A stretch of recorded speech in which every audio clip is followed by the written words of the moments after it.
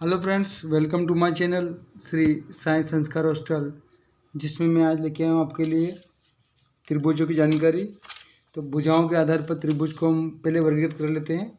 ये हमारा है समबाहु त्रिभुज, अर्थात जिसकी तीनों भुजाएं बराबर हो और ये तीनों कोण भी इसके बराबर हो। इस तरह का त्रिभुज हमारा समबाहु त्रिभुज कहलाता है। यदि ये 5 सेंटीमीटर है तो ये भी 5 सेंटीमीटर होगा और ये भी 5 सेंटीमीटर होगा। ठीक है, तीनों ही भुजाएं आपस में बराबर होगी। तो अर्थात हम यहाँ पर लिख सकते हैं कि कोण P बराबर कोण Q बराबर कोण R, अर्थात तीनों ही कोण बराबर है। और यदि ये भुजा देखी जाए तो भुजा PQ बराबर QR बराबर RP, भुजाएं भी इनकी बराबर है। ठीक है, तो समबाहु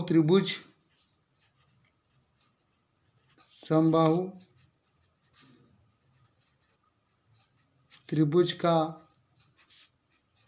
क्षेत्रफल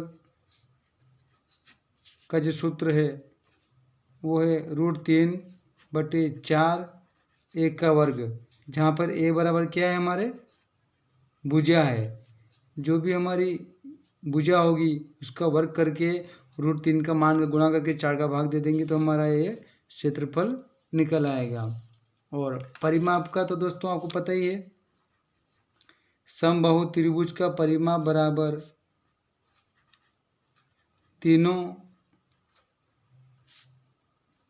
भुजाओं का योग, अर्थात हम यूँ भी लिख सकते हैं a+a+a, या फिर यूँ भी लिख सकते हैं 3 गुणित a, क्योंकि सभी भुजाएं समान है इसमें। इस तरह से हम इसका परिमाप भी निकाल सकते हैं और इसका क्षेत्रफल भी निकाल सकते हैं। और ये तीनों कोण आपस में बराबर होते हैं और तीनों भुजाएं बराबर होती है। इस तरह से ये हमारा समबाहु त्रिभुज हुआ। अब इसके बाद नेक्स्ट आता है हमारा विषमबाहु त्रिभुज। विषमबाहु त्रिभुज का अर्थ है जिसमें तीनों ही भुजाएं अलग अलग हैं, तीनों कोण अलग हो सकते हैं और नहीं भी, लेकिन कोण के आधार भुजाओं के आधार पर हमारे ये तीनों भुजाएं अलग है। ठीक है, हम भुजाओं के आधार पर जानकारी प्राप्त करें पहले। तो भुजाओं के आधार पर इन तीनों भुजाओं को अलग अलग भुजाएं हमारी, इसलिए हम यहाँ लिख सकते हैं विषमबाहु त्रिभुज, विषमबाहु त्रिभुज। तो इसके लिए हमारे पास यहाँ पे इसका परिमाप लिखेंगे। परिमाप बराबर विषमबाहु त्रिभुज का परिमाप होगा हमारा तीनों भुजाओं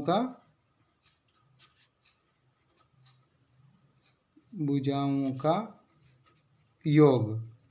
हमने पहले समबाहु त्रिभुज में a+a+a+ किया था, क्योंकि भुजा तीनों की भुजाएं समान है। इसको a मान ले तो इसको भी a मानना पड़ेगा, इसको भी a मानना पड़ेगा। लेकिन हमारे इस वाले सवाल में तीनों अलग अलग है, इसलिए ये a है तो ये b होगी और ये c होगी। ठीक है, इस तरह से हमारे परिमाप जो इसका आएगा वो a+b+c आएगा। अर्थात इस चित्र के हिसाब से हमारा यहाँ पे a का मान 5, b का 6 और c का 7 दिया हुआ है। इसलिए हम यहाँ लिखेंगे 5 धन 6 धन 7 बराबर 6 5 11 और 7 18 सेंटीमीटर, इस सेंटीमीटर वर्ग नहीं आएगा। ये 18 सेंटीमीटर इसका आंसर आया, हमारा परिमाप ये आया। इस तरह से कोई भी सवाल हो वो विषमबाहु त्रिभुज का तो परिमाप इसी तरह से निकालते हैं।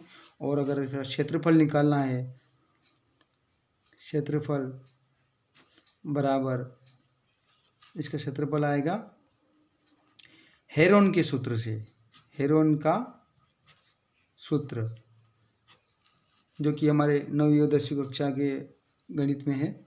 हेरोन का सूत्र क्या होता है दोस्तों, देखिए यहाँ पे त्रिभुज का अर्ध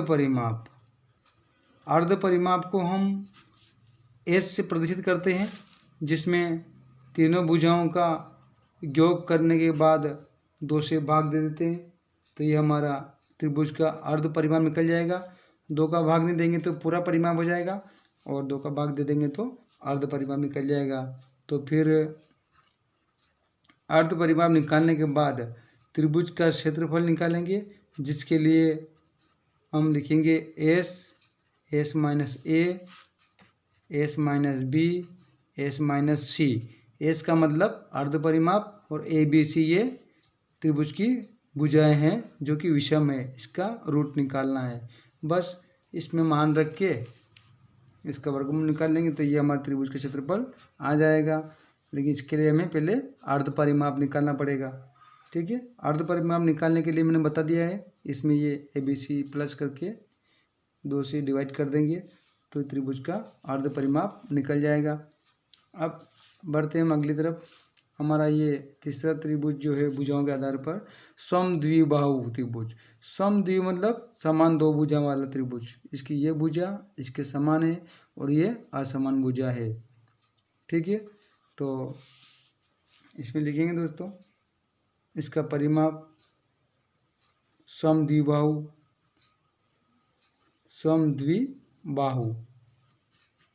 त्रिभुज वह त्रिभुज जिसकी 2 भुजाएं समान हो और तीसरी असमान हो।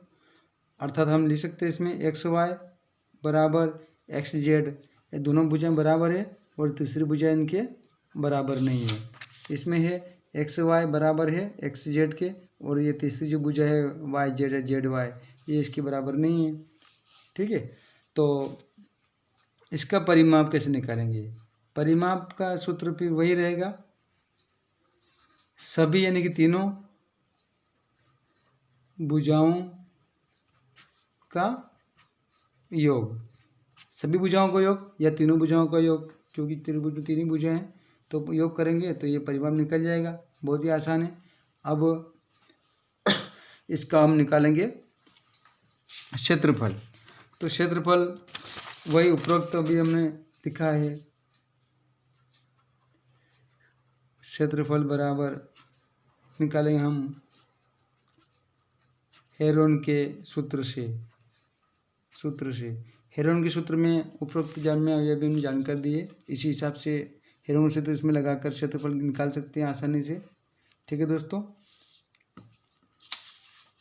मेरा वीडियो आपको पसंद आया तो लाइक शेयर जरूर कीजिए दोस्तों, और अपने दोस्तों को शेयर कीजिएगा।